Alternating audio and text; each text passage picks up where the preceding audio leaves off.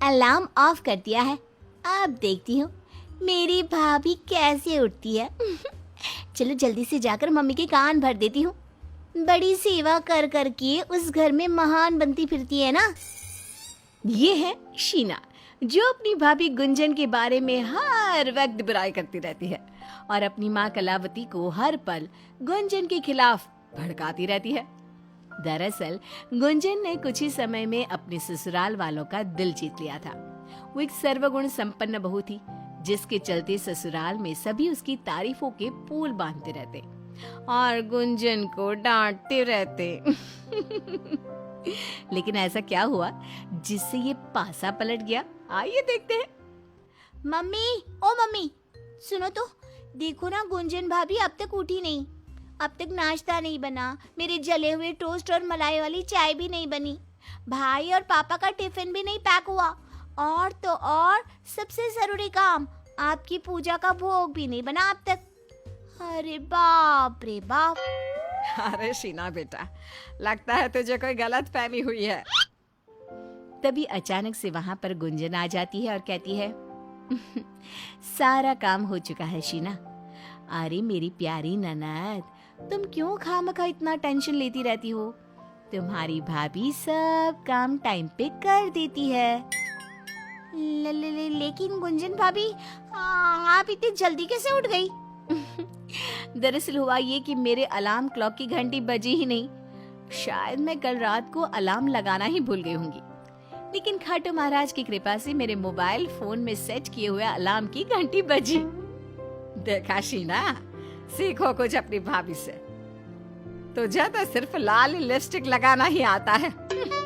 नाश्ते के बाद शीना अपने कमरे में खूब गुस्सा होकर बैठी हुई थी। पता नहीं अपने आप को क्या समझती है। जब से इस घर में प्रवेश किया है, मेरा तो जीना दुश्वार कर रखा है।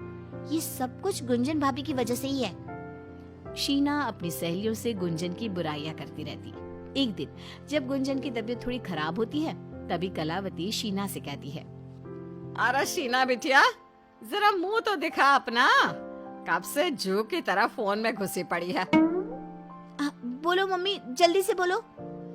जाकर रसोई में बर्तन मांज, धोकर उन्हें सुखा भी देना, और आंगन में धोए हुए गीले कपड़े हैं, उन्हें सुखा दे और सूखे कपड़ों को अंदर ले आ। क्यों? आपकी प्रिय पूजनीय गुंजन बहू कहाँ मर गई? बदतमीज लड़की, आइंदा से ऐसा कुछ भी कहा ना तो होठ पर ही मोमबत्ती का चटका दे दूंगी। तेरी भाभी की तबीयत जरा खराब है, उसे सर्दी हुई है, इसलिए डॉक्टर ने रेस्ट करने को कहा है। अच्छा, तो अब एक नौकरानी बीमार पड़ गई तो अपनी बेटी को भी नौकरानी बना लो, है ना? तभी वहाँ पर गुंजन का पति अंकुश आ जाता है और अपनी बहन शीना को इस तरह गुंजन की बुराई करते हुए सुनकर उसे बहुत गुस्सा आता है। शीना, तुम अपनी भाभी को नौकरानी बोल रही हो? अरे शर्म हया कुछ है कि नहीं, कि बेच दी? अपनी ही भाभी को कोई ऐसे बोलता है क्या? छी, एक ननद होने पर लानत है तुम पर शीना। अंकुश ये कहकर अपनी बीमार पत्नी के पास जाकर उसकी देखभाल करने लगा। वहीं शीना उसके जाने के बाद मुंह बनाते हुए कहती है, पहले बहन की चोटियों का दीवाना था, और अब अपनी बीवी का पालतू कुत्ता बन गया है। इस साल तो भाई को राखी बांधूंगी ही नहीं। मैं जा रही हूँ मूवी देखने थिएटर में। मैं कुछ काम नहीं करने वाली। ऐसे ही शीना हमेशा गुंजन की बुराइयां करती रहती और उससे नफरत करती। लेकिन एक दिन जब गुंजन बाजार से घर को लौट रही थी, तभी वो शीना को एक लड़की के साथ गार्डन में बैठा हुआ देख लेती है। उन दोनों ने एक दूसरे के हाथों को कसकर थामा था। हाय राम, हे खाटू महाराज, ये मैं क्या देख रही हूँ? मेरी ननद का बॉयफ्रेंड, ये तो बेहद टॉप सीक्रेट होगा फिर तो। गुंजन चुपके से शीना और उस लड़की की बातें सुनती है। ऋषभ, मुझे नहीं पता, हमें घर पर हमारे रिश्ते के बारे में सबको बताना चाहिए। तुम क्या कहते हो? एक काम करो, घर पर ही क्यों, भोपू लो और पूरे शहर में ऐलान करो। अरे शीना, तुम्हें ये सब कुछ इतना आसान कैसे लगता है? थोड़ा टाइम लेते हैं और फिर इस बारे में सोचते हैं। हाँ, तुम सही कह रहे हो ऋषभ, मैं ही बेवजह परेशान हूँ। वैसे भी हमारी शादी होना तो बहुत मुश्किल काम है, इन लोगों को मनाना और इतने लोगों का साथ होना, ये सब नहीं हुआ तो शादी थोड़ी ना कहलाएगी। इसी बीच गुंजन वहां आ जाती है। गुंजन को देखकर दोनों शीना और ऋषभ चौंक जाते हैं और डर के मारे कांपने लगते हैं। वाह वाह वाह, क्या गुल खिलाए जा रहे हैं, एकदम बढ़िया। तुमसे ये उम्मीद नहीं थी शीना कि तुम इतनी छुपी रुस्तम होगी। घर वालों से छिपकर यहाँ अपनी प्रेम कहानी रचा रही हो। वो एक्चुअली मैं ये क्या मैं लगा रखा है? जो बोलना है खुल के साफ साफ बोलो। कुछ भी तो नहीं। भाभी, गुंजन भाभी, प्लीज घर पे किसी को कुछ भी मत बताना इस बारे में। प्लीज, मैं आपके सामने हाथ जोड़ती हूँ, प्लीज भाभी। लेकिन शीना। भाभी प्लीज। गुंजन काफी सोचती है और फिर तय करती है, ठीक है, मैं किसी को भी कुछ नहीं बताऊंगी, लेकिन बदले में मुझे क्या मिलेगा? आप जो चाहोगी वो। मैं माँ की सेवा करने के लिए तैयार हूँ। मैं आपके सारे काम भी निपटा दूंगी, आपको फुल आरामदायक जीवन दूंगी, पर आप इस राज को यहीं पे दफन कर दीजिएगा। फिर क्या, शीना अब से घर का सारा काम करने लग जाती है। वो गुंजन का खाना बनाते समय हाथ बटाती, कलावती की सेवा करती, अंकुश के लिए कॉफी बनाती और उसका मनपसंद खाना भी बनाती। शीना का ये अचानक से हुआ परिवर्तन देखकर कलावती की आंखों को तो भरोसा ही नहीं हो रहा था। शायद खाटू महाराज ने देर से ही सही, लेकिन मेरी शीना को सद्बुद्धि दे ही दी। इसीलिए तो इसमें एक हफ्ते में ही इतना बदलाव आया है। काम, हरकतें और चाल चलन से पूरी की पूरी सुधर गई मेरी बेटी, वरना ये तो पहले से ही बस काम का नाम सुनते ही मीलों दूर भागती रहती।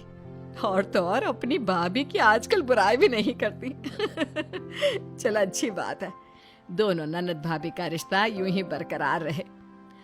और गुंजन बहू तो शीना को ठीक कर ही देगी, क्योंकि वो है ही कमाल। हाँ माँ, आखिर बेबी किसकी है? शीना की सच्चाई से बेखबर कलावती और अंकुश दोनों तारीफ करते रहते हैं। एक दिन दोनों किसी काम से बाहर जाते हैं और घर में शीना और गुंजन ही होते हैं। बोर हो रहा है ना शीना? हाँ भाभी। भाभी सुनिए ना, वो ऋषभ ना हमारी गली से गुजर रहा था। उसने मेरी फेवरेट जलेबियाँ भी लाई है मेरे लिए। क्या मैं उसे मिलने जाऊँ या उसे घर पर ही बुला लूँ? प्लीज हाँ कह दो ना भाभी। पर शीना, तुम्हें पता है ना, सासू माँ और अंकुश कभी भी घर पर वापस आ सकते हैं। प्लीज भाभी, आपको मेरी कसम। अच्छा बाबा, ठीक है, बुला लो उसे घर पर, लेकिन सिर्फ कुछ ही मिनटों के लिए। फिर उसके बाद तुम्हें ही उसे जाने के लिए कहना होगा। ओके भाभी, thank you so much, you are best. Rishabh घर पे आता है और वो अपने साथ जलेबियां भी लाता है। शीना, ऋषभ और गुंजन तीनों एक दूसरे से बात कर ही रहे थे कि तभी वहां पर अंकुश और कलावती भी आ जाते हैं और वो लोग शीना और ऋषभ की बातें सुनते हैं। थैंक्स गुंजन भाभी, आप दो प्यार करने वालों को सपोर्ट करके बहुत ही पुण्य वाला काम कर रही हो। हाँ गुंजन भाभी, मैं और ऋषभ एक दूसरे से बेहद प्यार करते हैं और अब जो भी है मेरे जीवन में सिर्फ और सिर्फ ऋषभ ही है। सॉरी, मैंने जाने अनजाने में आपको काफी चोट पहुंचाई है भाभी। ओह। उतने में कलावती चिल्ला पड़ती है, अच्छा जी, गुंजन बहू, तू यहाँ लव गुरु बनी बैठी है और इन दोनों का चक्कर चला रही है। ओए लंगूर, तेरी हिम्मत कैसे हुई मेरे घर में आने की? लेकिन मम्मी, हम दोनों एक दूसरे से प्यार करते हैं, प्लीज हमारी शादी करवा दो। नहीं, ऐसा हरगिज नहीं होगा। ऐसे कोई भी अरे गहरे नत्थु गहरे से मैं तेरी शादी नहीं करा सकती। शीना, तेरी शादी उसी लड़के से होगी जो हम पसंद करेंगे। शीना और ऋषभ दोनों अलग हो जाते हैं और अलग रहकर शीना खाना पीना छोड़ देती है। उसकी तबीयत खराब होने लगती है। वो घर पे किसी से बात तक नहीं करती। गुंजन को ये सब देखकर बहुत बुरा लगता है और वो शीना को अपने साथ एक मंदिर में ले जाती है और वहां पर ऋषभ को भी बुलाती है। वो वहां पर शीना को एक दुल्हन का जोड़ा पहनने के लिए देती है। ये लो शीना, इस जोड़े को पहनो। आज तुम दोनों की शादी मैं कराऊंगी, चाहे कुछ भी हो जाए। लेकिन मम्मी, भाई। हाँ गुंजन भाभी, वो दोनों इस शादी को कभी एक्सेप्ट नहीं करेंगे। तभी वहाँ पर कलावती और अंकुश ढोल नगाड़े बजाते हुए आते हैं और कलावती ढोल बजाते हुए कहती है, ऐसा कैसे एक्सेप्ट नहीं करेंगे शादी को? मेरी इकलौती बेटी की शादी है भाई। और मेरी इकलौती बहन की, क्योंकि वो तो हजारों में एक है, मेरी जान, मेरा सब कुछ। कलावती और अंकुश के इस बदले हुए रूप को देखकर शीना और ऋषभ आश्चर्यचकित और स्तब्ध रह जाती हैं। ये मैं कोई सपना तो नहीं देख रही हूँ ना? कोई मुझे चिमटी काटो। गुंजन भाभी, ये सब कैसे हुआ? रुक जा, मैं बताती हूँ। आज सुबह सासू माँ, अंकुश जी, ये आप दोनों बहुत गलत कर रहे हो। अरे ऋषभ में खराबी ही क्या है? इतना अच्छा लड़का है, शीना से इतना प्यार करता है, पैसे वाला है, परिवार वाले भी अच्छे हैं। आप दोनों दो प्यार करने वालों को अलग करके बहुत गलत कर रहे हो। सासू माँ, अंकुश जी, 1 मिनट, बस 1 मिनट के लिए अपने अहंकार को साइड में रखिए और अपनी बेटी और अपनी बहन की खुशियां, उसका मन, उसका दिल क्या चाहता है, उस पर ध्यान देकर देखिए। फिर आपको सही क्या है और गलत क्या है सब समझ में आ जाएगा। हाँ गुंजन बहू, तू एकदम सही कह रही है। आखिर है तो वो मेरी बच्ची ही। तुमने बिल्कुल सही कहा, जहां उसकी खुशियां हैं वहीं उसे जाना चाहिए। कलावती और अंकुश मान जाते हैं और फिर शीना और ऋषभ दोनों मंदिर में भगवान के आशीर्वाद लेते हैं और बाद में दोनों के परिवार वाले एक होकर धूमधाम से शीना और ऋषभ की शादी कराते हैं। और इस तरह गुंजन सबके खिलाफ जाकर अपनी ननद शीना के लिए घर वालों को मना लेती है और ननद का घर बसा देती है।